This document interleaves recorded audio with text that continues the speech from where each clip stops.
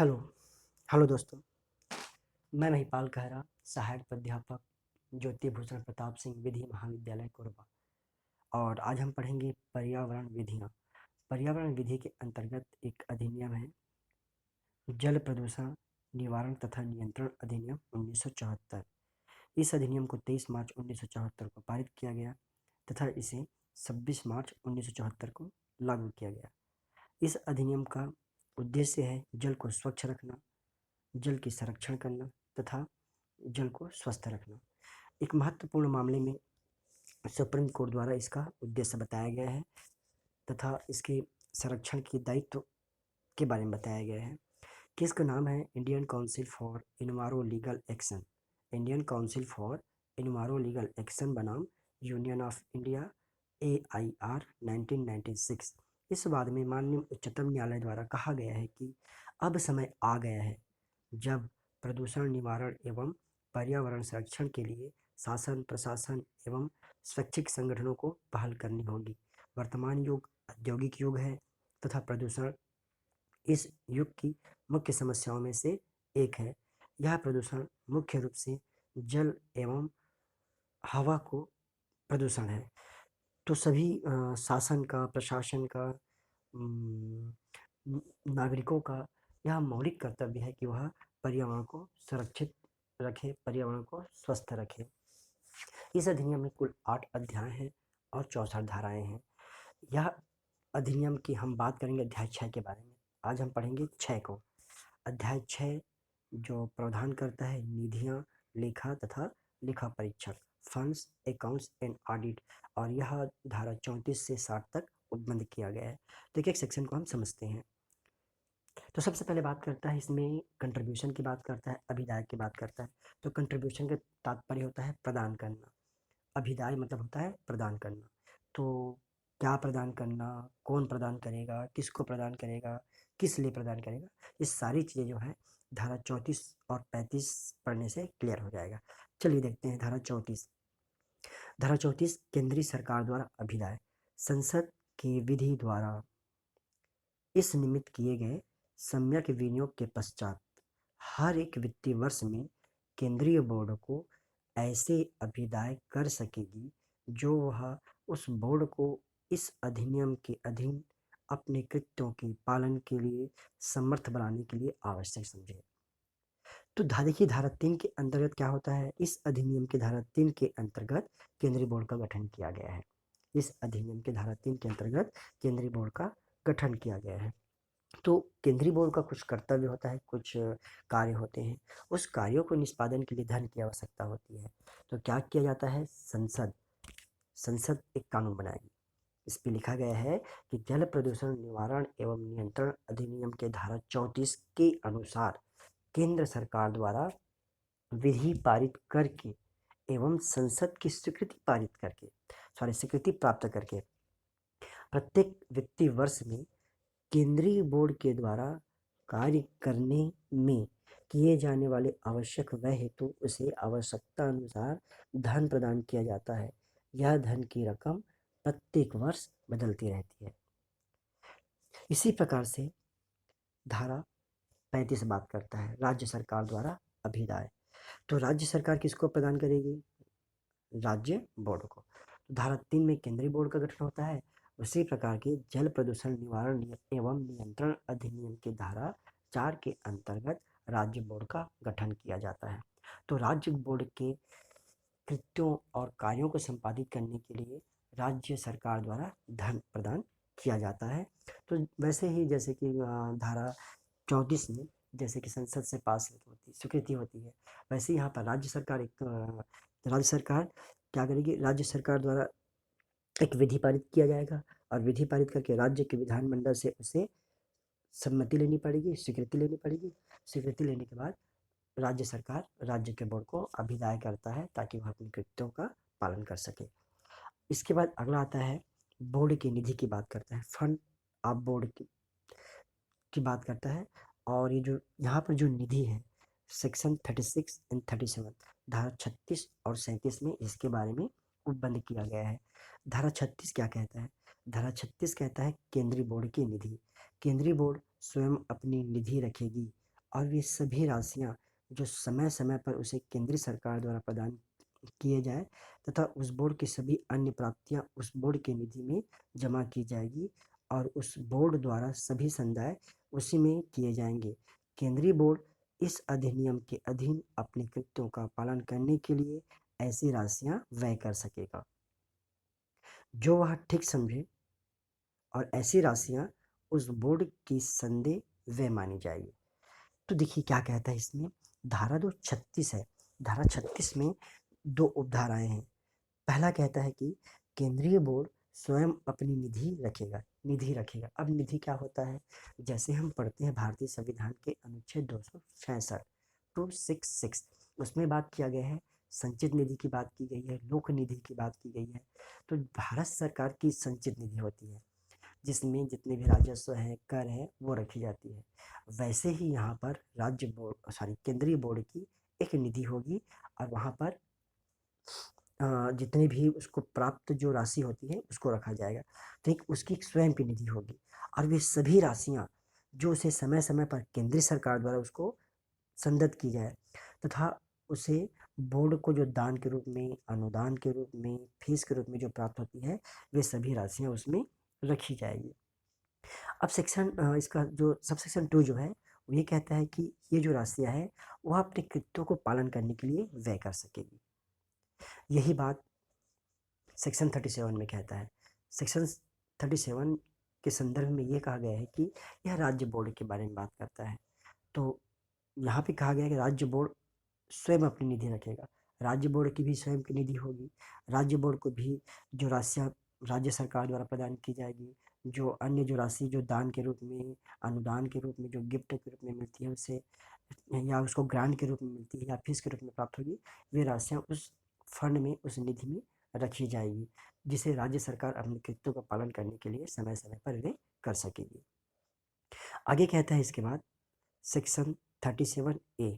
देखिए जो 37A है, मूल जो अधिनियम थी 1974 का, उसमें यह नहीं था। इसे 1988 में 1988 में इसको इंसर्टेड किया गया है। तो ये कहता है बोर्ड की धन उधार लेने की शक्ति के बारे में बात करता है, बोरोइंग पावर ऑफ बोर्ड। तो बोर्ड यथास्थिति केंद्रीय सरकार, राज्य सरकार की सहमति से, इसमें दोनों बोर्ड की बात कर देता है आपका, केंद्र सरकार, राज्य सरकार की बोर्ड। तो जैसे कि बाकी हम इससे पहले पढ़े सेक्शन में, तो केंद्रीय बोर्ड, राज्य बोर्ड की अलग अलग प्रावधान किया था, लेकिन 37 का जो है दोनों बोर्ड की एक साथ प्रावधान करता है और ये लिखता है कि बोर्ड यथास्थिति केंद्रीय सरकार, राज्य सरकार की सहमति से उसके द्वारा उसको दिए गए साधारण विशेष प्राधिकार के निबंधनों के अनुसार उधार के रूप में बॉन्ड, डिवेंचर या अन्य जो इंस्ट्रूमेंट है को जो ठीक समझे निर्गमित करके इस अधिनियम के अधीन अपने सभी या किन्हीं कृत्यों के पालन के लिए किसी भी सोर्स से धन उधार ले सकेगी। तो यहाँ पर कहा गया कि जो बोर्ड है, चाहे वो केंद्रीय बोर्ड हो, चाहे राज्य बोर्ड हो, केंद्रीय सरकार और राज्य सरकार के कंसेंट से वो क्या कर सकता है, वो धन उधार ले सकेगा ताकि अपने कृत्यों को पालन कर सके। अगला आता है बजट की बात करता है, बजट सेक्शन 38। तो सेक्शन 38 जो है वह केंद्रीय बोर्ड और राज्य बोर्ड, सेंट्रल बोर्ड और स्टेट बोर्ड दोनों के बारे में, दोनों के बजट के बारे में प्रावधान करता है। धारा 38 सेक्शन 38 क्या कहता है कि यथा स्थिति केंद्रीय बोर्ड या राज्य बोर्ड हर एक वित्तीय वर्ष के दौरान आगामी वित्तीय वर्ष के बाबत ऐसे प्रारूप में और उस समय जो विहित किया जाए बजट तैयार करेगा। तो कौन बजट तैयार करेगा, केंद्रीय बोर्ड और राज्य बोर्ड। ठीक है, आगामी वित्तीय वर्ष के लिए, जो आने वाली जो फाइनेंशियल ईयर है उसके लिए बजट तैयार करेगा, जिसमें प्रकलित प्राप्तियां और वे दर्शित होंगे तथा उसकी प्रतियां यथास्थिति केंद्र सरकार या राज्य सरकार को प्रेषित की जाएगी। तो इस अधिनियम में कहा गया है, इस अधिनियम की धारा जो 38 है वो बजट के बारे में प्रावधान करता है और यह कहा गया कि central board, the central board और अदर केस में बी द स्टेट बोर्ड, दोनों के लिए during etch financial year prepare in such form and at such time as may be prescribed a budget। तो यहाँ पर सेंट्रल बोर्ड और state board जितने भी अपने फाइनेंशियल ईयर है उस नेक्स्ट फाइनेंशियल ईयर के लिए क्या करेगी, जो उनको जो भी आय और व्यय है उसका हिसाब बना करके केंद्रीय सरकार या राज्य सरकार को प्रेषित करेगी। अगला आता है आपका वार्षिक रिपोर्ट। सेक्शन 39 एनुअल रिपोर्ट के बारे में बात करता है। एनुअल रिपोर्ट, तो एनुअल रिपोर्ट यहाँ पर बताया गया है सेक्शन 39 में केंद्रीय बोर्ड और राज्य बोर्ड के बारे में। तो ये कहता है केंद्रीय बोर्ड प्रत्येक वित्तीय वर्ष के दौरान, केंद्रीय बोर्ड प्रत्येक वित्तीय वर्ष के दौरान ऐसे प्रारूप में जो विहित किया जाए एक वार्षिक रिपोर्ट तैयार करेगा, जिसमें पूर्ववर्ती वित्तीय वर्ष के दौरान इस अधिनियम के अधीन अपने क्रियाकलापों को पूरा विवरण दिया होगा और उसकी प्राप्तियां पूर्ववर्ती वित्तीय वर्ष के अंतिम तारीख से 4 मास के भीतर केंद्रीय सरकार को प्रेषित की जाएगी और वह सरकार ऐसे प्रत्येक रिपोर्ट के पूर्ववर्ती वित्तीय वर्ष के अंतिम तारीख में 9 मास के भीतर संसद के दोनों सदनों के समक्ष रखवाएगी।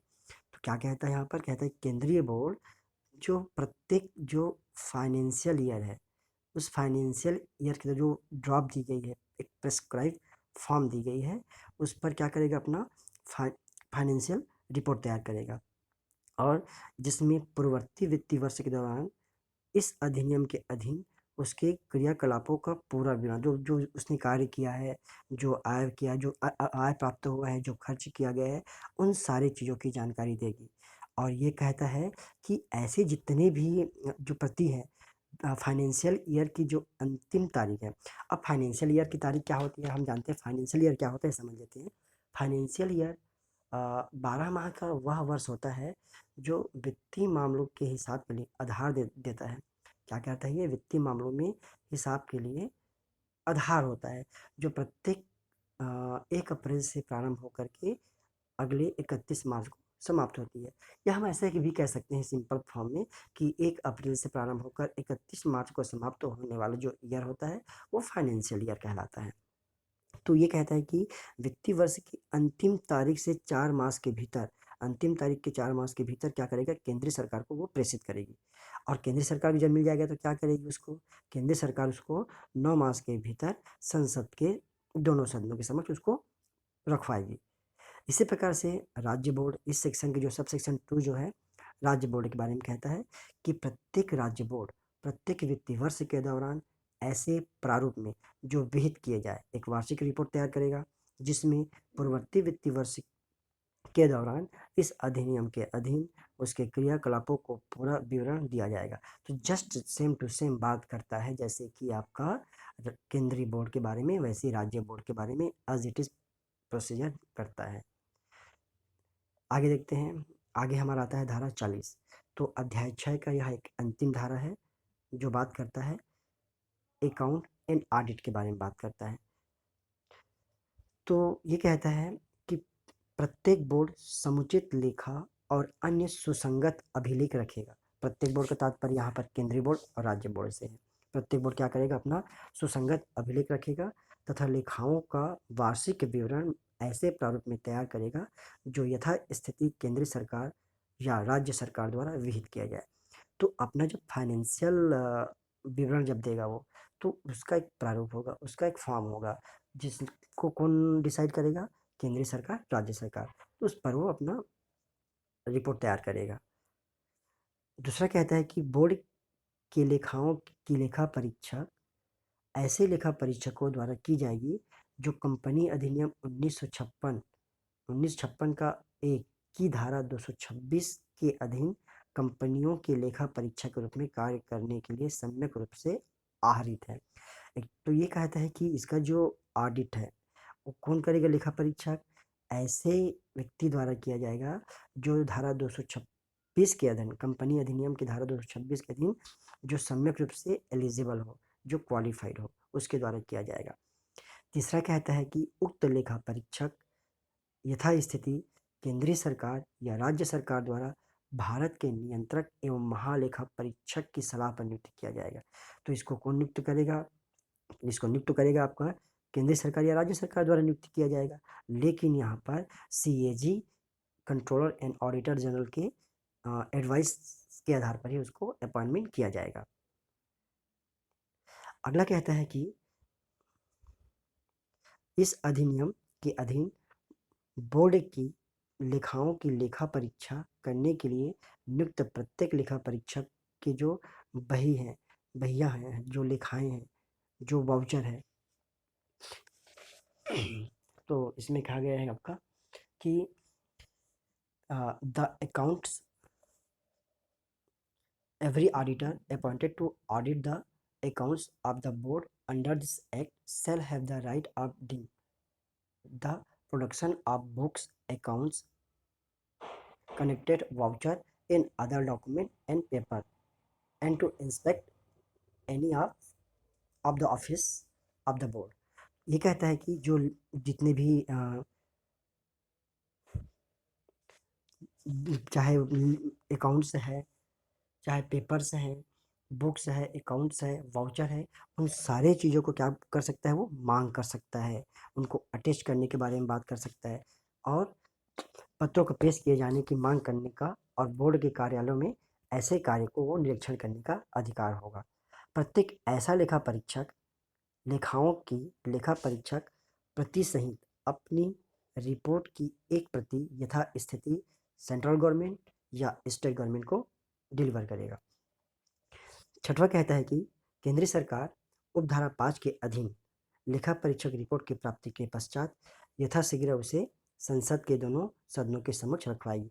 तो जैसे सेक्शन 5 में कहा गया है कि जो ऑडिटर है, ऑडिटर क्या करेगा?